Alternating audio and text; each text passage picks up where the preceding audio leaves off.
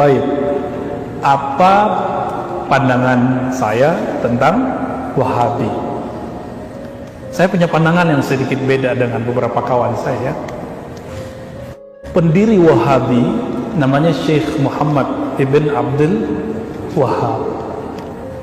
Dia latar belakangnya bermazhab Hanbali. Ingat, bermazhab Hanbali karena ayahnya Syekh Abdul Wahab positif Hanbali, saudaranya Syekh Sulaiman Hanbali. Bedanya, beliau sering mutolaah karya Syekhul Islam Ibn Taimiyah rahimahullah. Akhirnya Hanbalinya khas, beda dengan Hanbalinya Ibn Qudamah, Hanbalinya Ibn Rajab, agak sedikit beda. Saya pernah menyebutkan terjemah biografi dari Syekh Muhammad Wahab di beberapa tempat, tapi orang nggak percaya. Padahal itu saya kutip langsung dari karya Syekh Utsaimin dan Syekh bin Baz. Apa kata mereka berdua? Guru saya, salah satu ada yang berguru ke Syekh bin Baz. Maka sebenarnya kewahabian saya sahih. Tapi bukan Wahabi yang tidak bersanad ya. Ternyata Wahabi bersanad gak kenceng-kenceng amat kok, biasa-biasa aja.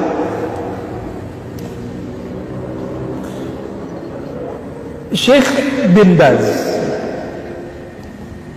itu menyebutkan salah satu guru yang berpengaruh kepada Syekh Muhammad bin Abdul Wahab rahimahullah adalah Muhammad Hayat As-Sindi An-Naqsyabandi Al-Hanafi Al-Madani. Jadi ada orang yang hijrah dari Sind, dari India ke Madinah. Dulu pusat hadis itu di India, tapi dia kemudian tinggal di Madinah menjadi syekh ahli hadis di Madinah. Syekh Muhammad bin Abdul Wahab, Imam Wahabi ini berguru langsung kepada Syekh Muhammad Hayat As-Sindi yang beliau menyebut dirinya Naqsyabandi. Gimana? Naqsyabandi itu apa? Thariqah Sufi. Al-Hanafi, bermazhab Hanafi, Asy'ari Maturidi. Jadi Muhammad bin Abdul Wahab itu berguru ke orang bersanad, maka dia bisa buat gerakan yang bisa merubah Hijaz. Tapi Wahabi itu kan 3 periode. Di zaman itu belum masuk ke Hijaz, lalu beliau meninggal, muncul lagi yang kedua, yang terakhir 1924. Itu sudah beda.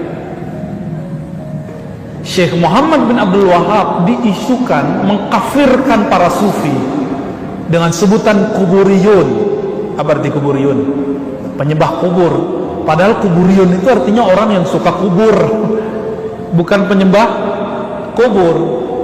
Akhirnya beliau tulis surat risalah mengatakan, haza buhtanun azim, ini kebohongan yang nyata. Aku tidak pernah mengkafirkan Sufi, Ibn Arabi, Ghazali, Abdul Qadir Jilani, Syazili, Busairi, nggak pernah. Jadi beliau menolak fitnah yang menyebutkan Imam Wahabi ini mengkafirkan para Sufi, mengkafirkan orang ziarah kubur. Beliau hanya tidak mau ada kemungkaran di kubur. Beda toh? Beda. Ada perbedaan. Saya sebut begini, orang-orang nggak percaya, disebut kita dajjal, pembohong. Padahal ini yang nukil siapa?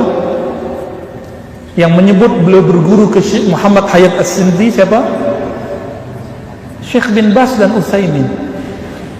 Bahkan Syekh Utsaimin mengatakan ini benar, yang paling berpengaruh Muhammad Hayat As-Sindi. Tapi bedanya Muhammad As-Sindi dengan yang lain, beliau itu meskipun Hanafi, itu tidak fanatis mazhab Hanafi. Beliau Naqsyabandi tapi tidak ada bid'ahnya, nggak nyembah guru. Jadi Naqsyabandinya naqi, jernih, bening. Beliaulah yang pertama kali yang saya tahu mengajarkan Syekh Muhammad Abdul Wahab bahwa merokok itu haram, tapi nggak sampai syirik. Karena saya dengar beberapa ustadz bilang rokok itu musyrik. Ya roh, orang minum khamar aja disebut cuma berdosa, masa ngerokok disebut syirik?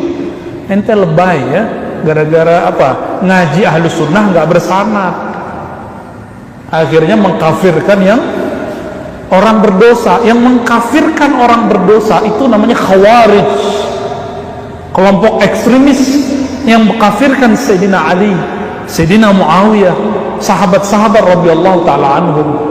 Hati-hati.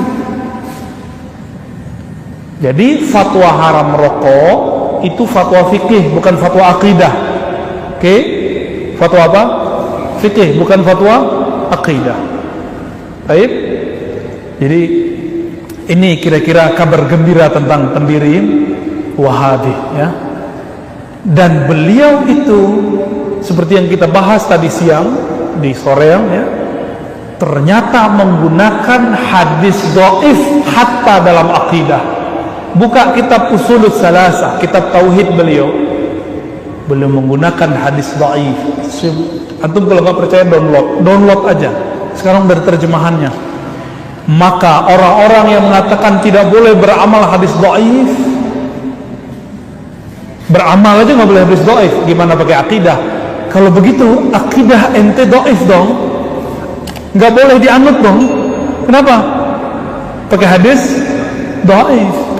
Tuh, hati-hati sebelum menjudge hadis dhaif. Oleh karena itu kami pun masih punya sanad silsilah. Jadi saya punya sanad tauhid yang 3 itu lewat jalur Syekh Yasin Al-Fadani. Karena Syekh Yasin menyebut Muhammad Wahab dengan gelar Syekhul Islam. Kita punya sanadnya. Jadi kita masih sebut beliau Syekhul Islam. Syekhul Islam itu bukan berarti beliau syekh satu-satunya dalam Islam, enggak. Dalam tradisi Hanbali ada Syekhul Islam Muhammad Wahab, Ibnu Taimiyah, Ibnu Qayyim, ya, Ibnu Qudamah, Al-Harawi, itu disebut Syekhul Islam. Dalam tradisi Syafi'i ada juga Syekhul Islam. Contohnya siapa? Imam Zakaria Al-Ansari, Imam Subki, sezaman dengan Ibnu Taimiyah. Imam Ibnu Hajar Al-Asqalani, pensyarah Sahih Bukhari. Jadi Syekhul Islam itu banyak, bukan hanya 1, 2, 3 orang itu. Begitu Kang, ya. Ini main tembak-tembak aja nih.